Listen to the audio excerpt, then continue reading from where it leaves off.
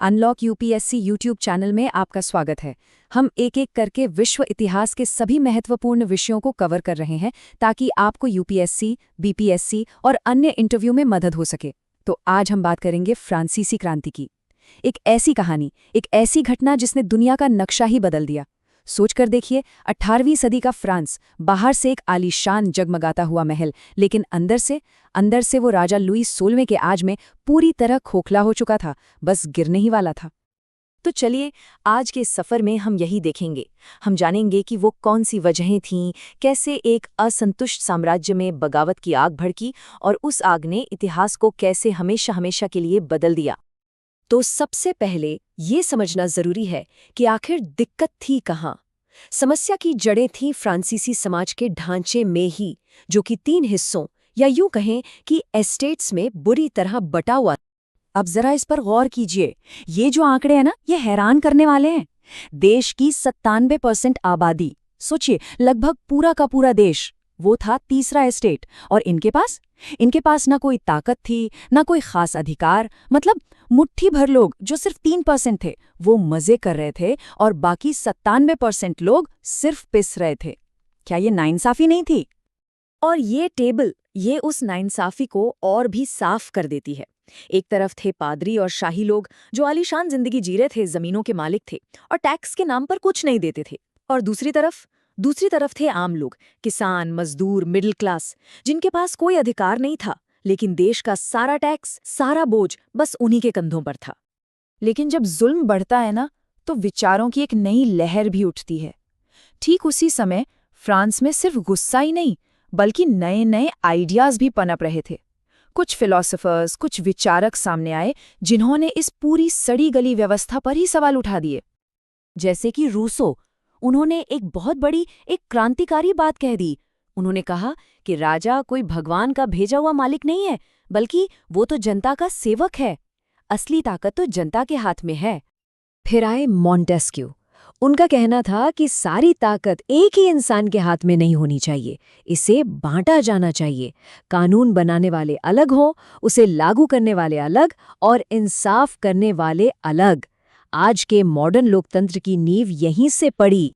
और वोल्टेयर, उन्होंने आवाज उठाई बोलने की आज़ादी के लिए। उन्होंने कहा कि चर्च और राजा की ताकत पर कोई सवाल क्यों नहीं उठा सकता।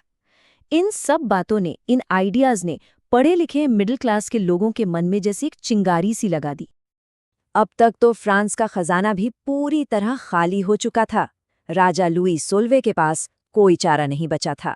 उन्हें कुछ तो करना ही था, और उनके इसी कदम ने एक सीधी टक्कर का माहौल बना दिया। और फिर देखिए, 1789 में हालात कितनी तेजी से बदले। मई में राजा ने 1750 साल बाद मीटिंग बुलाई। जून में तीसरे एस्टेट ने खुद को ही नेशनल असेंबली यानी देश की संसद घोषित कर दिया। फिर जब उन्हें मीटिंग हॉल से बाहर कर दिया गया, तो उन्होंने पास के टेनिस कोर्ट में एक ऐतिहासिक कसम खाई कि वो नया संविधान बनाकर ही रहेंगे।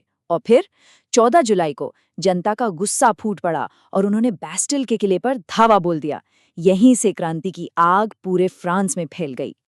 बैस्टिल का किला, ये सिर्फ एक जेल नहीं था, ये राजा की तानाशाही और जुल्म का प्रतीक था। तो जब लोगों ने इसे गिरा दिया, तो ये सिर्फ हथियार लूटना नहीं था, ये एक ऐलान था, एक जोरदार ऐलान कि अब पुराना राज खत्म हो चुका है। इस बड़ी जीत के बाद जो नई नेशनल असेंबली बनी थी, उसने पुरानी दुनिया की जड़ों को उखाड़ फेंकने और एक नए फ्रांस की नींव रखने का काम तेजी से शुरू कर दिया। उन्होंने एक के बाद एक कई ऐतिहासिक फैसले लिए।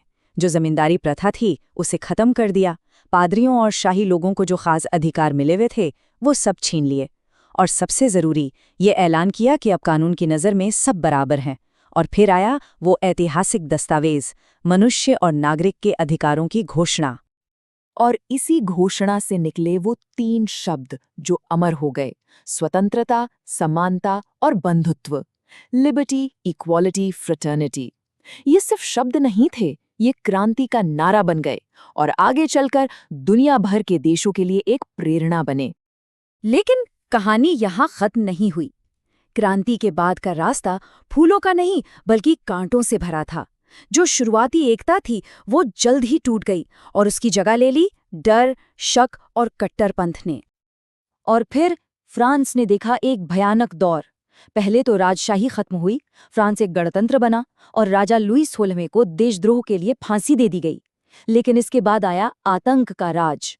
रॉबेस्पियर के राज में हजारों लोगों को क्रांति का दुश्मन बताकर गिलोटिन पर चढ़ा दिया गया।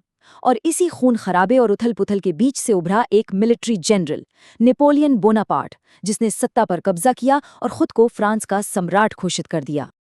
तो सवाल उठता है कि इस पूरी क्रांति का हासिल क्या हुआ। इसका अंत तो अच्छा नहीं हुआ, लेकिन इसके बावजूद फ्रांसीसी क्रांति का असर दुनिया पर बहुत गहरा और हमेशा के लिए पड़ा। यही इसकी सबसे बड़ी विरासत है। दुनिया को पहली बार ये विचार मिला कि असली ताकत राजा में नहीं बल्कि जनता में होती है। मानव अधिकारों का कॉन्सेप्ट सामने आया, राष्ट्रवाद की भावना जगी, यूरोप से तानाशाही राज खत्म होने लगे और दुनिया भर में लोकतंत्र के लिए आंदोलन शुरू हो गए। और इसका असर कितना दूर तक हुआ, इसका अंदाजा इसी बात से लगाया जा सकता है कि स्वतंत्रता, समानता और बंधुत्व के ये आदर्श हमारे भारतीय संविधान की प्रस्तावना में भी साफ साफ दिखाई देते हैं। तो चलिए इंटरव्यू के नज़रिए से कुछ खास बातों को एक बार फिर से दोहरा लेते हैं। सबसे पहली बात, फ्रांसीसी समाज 3 स्टेट्स में बटा था और सारा का सारा बोझ 97% आबादी वाले तीसरे स्टेट पर था। दूसरी बात, रूसो, मॉन्टेस्क्यू और वोल्टेयर जैसे विचारकों के आइडियाज़ ने क्रांति की ज़मीन तैयार की। तीसरी, 14 जुलाई 1789 को बेस्टिल के किले का गिरना क्रांति का एक बड़ा सिंबल था। चौथी बात, क्रांति का नारा था स्वतंत्रता, समानता और बंधुत्व। और पांचवी, क्रांति के बाद आतंक का राज आया और फिर नेपोलियन ने सत्ता संभाली। ये कुछ पॉइंट्स हैं जो बहुत ज़रूरी हैं और ये सब हमें एक बड़े सवाल पर लाकर छोड़ देता है। क्या महान विचार और मौलिक अधिकार हमेशा हिंसा की कोख से ही जन्म लेते हैं? वीडियो देखने के लिए धन्यवाद। अनलॉक यूपीएससी यूट्यूब चैनल को ज़रूर ज्वाइन कर लीजिए।